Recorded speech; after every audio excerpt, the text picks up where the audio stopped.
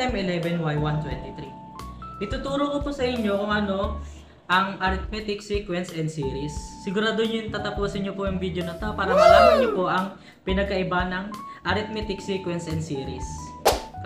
An arithmetic progression or arithmetic sequence is a sequence of numbers such that the difference from any succeeding term to its preceding term remains constant throughout the sequence. The constant difference is called common difference of that arithmetic progression.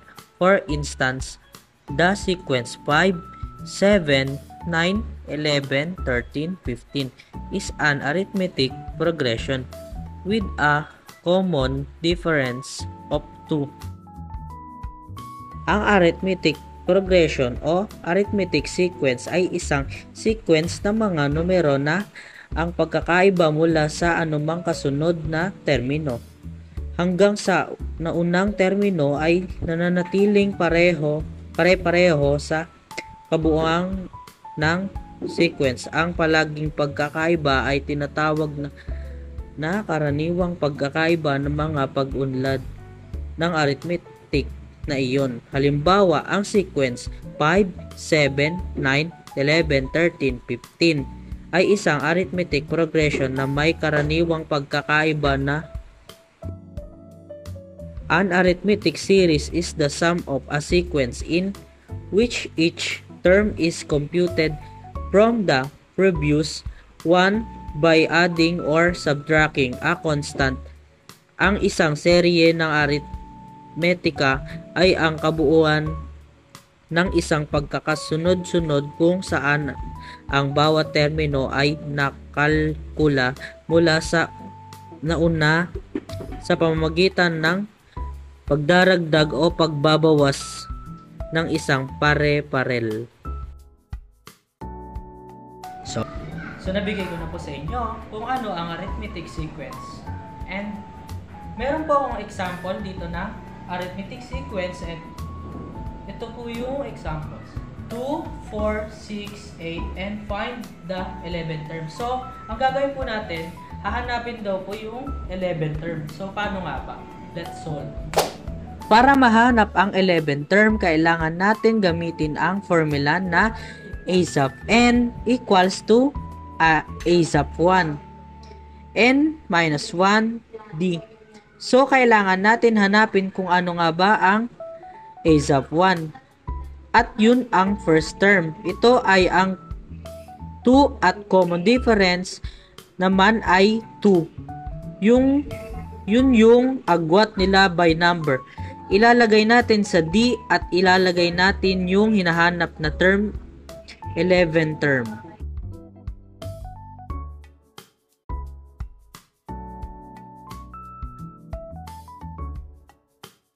So, base sa formula, ipapalit natin yung a sub 1 o first term. At yun ang 2 at ipapalit natin sa n, yung 11. At ima-minus sa 1. Tapos, ipapalit natin sa D, yung 2. Tapos, uunahin natin yung nasa parenthesis.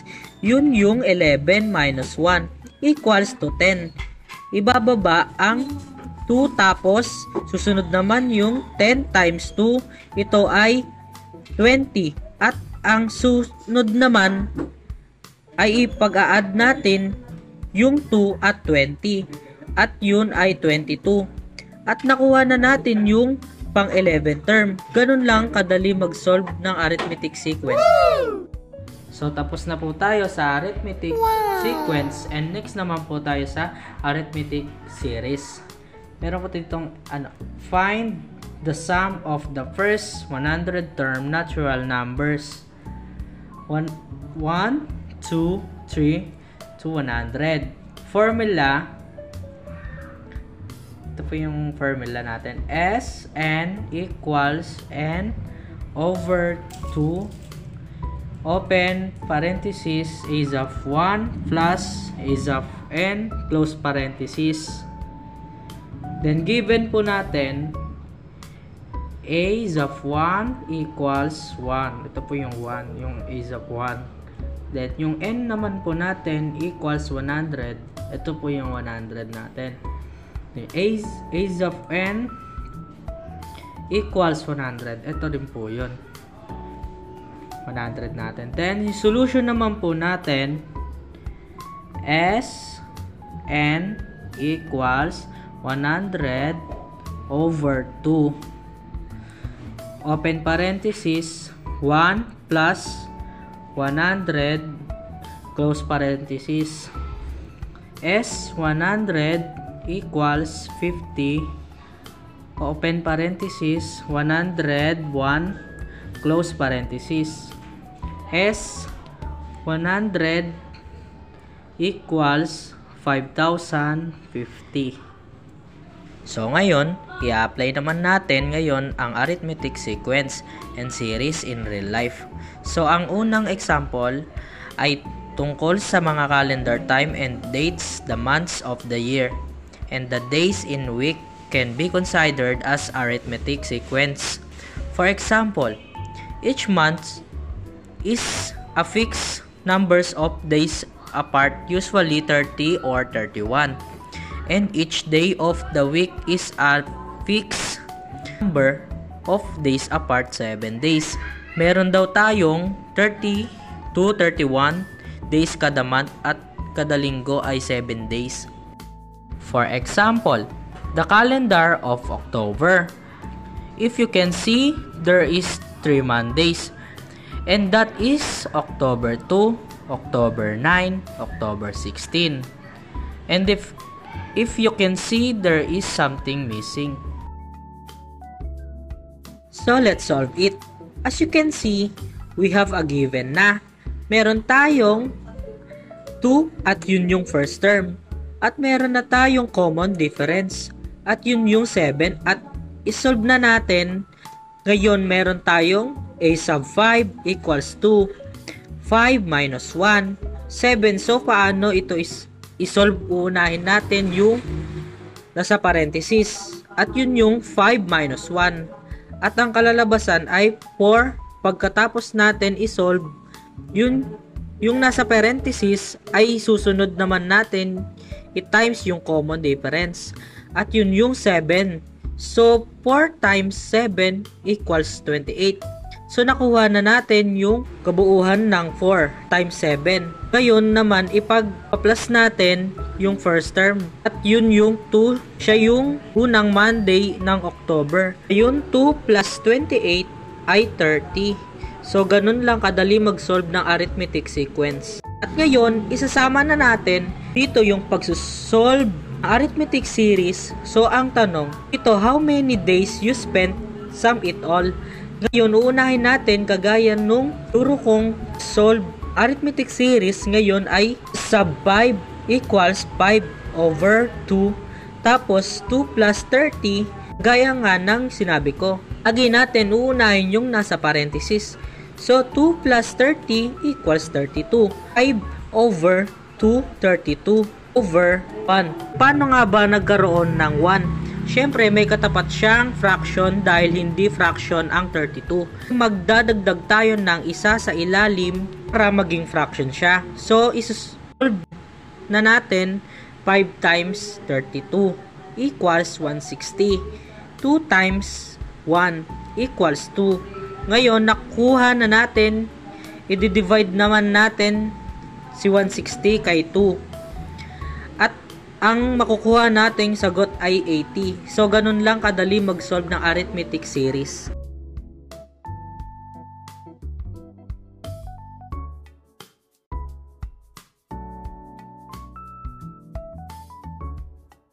So, ngayon naman, sasagutan natin ang isang geometric sequence and series na in-apply in real-life situation. Johannes wants to buy flour to make bread. The price of flour was PHP 5 per bag. Recently, the price of flour has been increasing. It has doubled.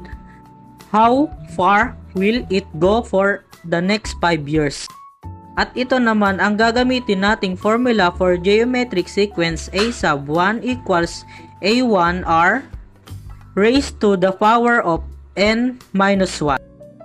So ngayon, isosolve na natin ito. Uunahin natin palitan ang mga given sa formula a sub 5 dahil yun yung hinahanap na term.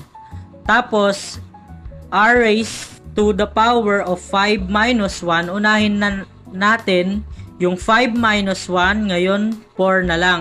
At ang naman pala natin dito ay 2. Isusunod naman natin ang nasa parenthesis, yun ang 2 times raised to the power of 4 ay 16. Natira na lang ang 5 at 16. Dahil may parenthesis pa, isolve natin ito. 5 times 16 ay 80. Ngayon, nakita na natin ang pang 5th term. So, for the next 5 years ay 80 pesos ang price ng flour. Sagutan naman natin ito ay sum daw. So, dito na papasok ang geometric series. Para makuha ang geometric series ay gagamitin naman natin ang formula na a sub n equals a sub 1 r n minus 1 over r minus 1. So, let's solve s sub 5 equals 5. 2 raised to the power of 5 minus 1 over 5 minus 1. Ngayon, uunahin natin isolve ang 5 minus 1. So, 4 then 2 raised to the power of 5 is 32 minus 1 equals to 231. Isusunod ang 5 times 31 equals to 155 and 4. Dahil hindi na ma-divide ay yan na ang sagot. Sunod naman na example, Eliana the librarian arranged the books by side from big to small. The first side have 4 books and the second books have 8 books and the third side have 16 books. He arranged it double the quantity of every side. How many books are in the fifth side? So, kayo naman ang magsasagot. Bibigyan ko kayo ng 30 seconds para sagutan ang geometric sequence and series na to. Tandaan, ang geometric sequence formula ay a sub n equals a sub 1 ar r raised to the power of n minus 1.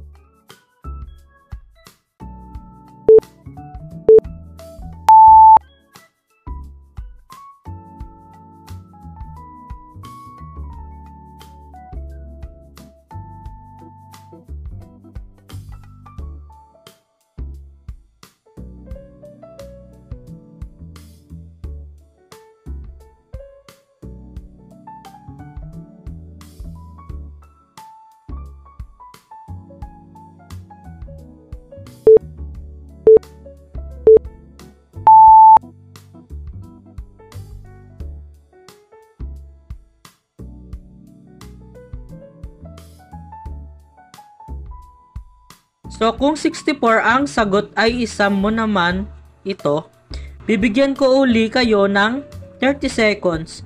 Tandaan na ang formula sa geometric series ay S sub n equals a sub 1 r n minus 1 over r minus 1.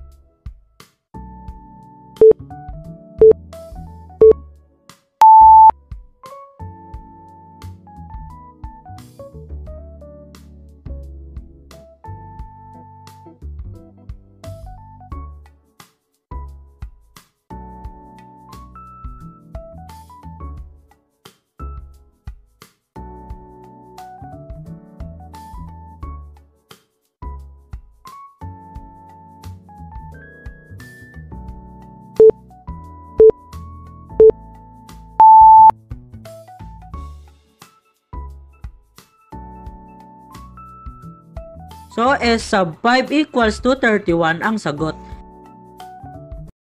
So, maraming salamat sa pakikinig. Sana mayroon kayong natutunan.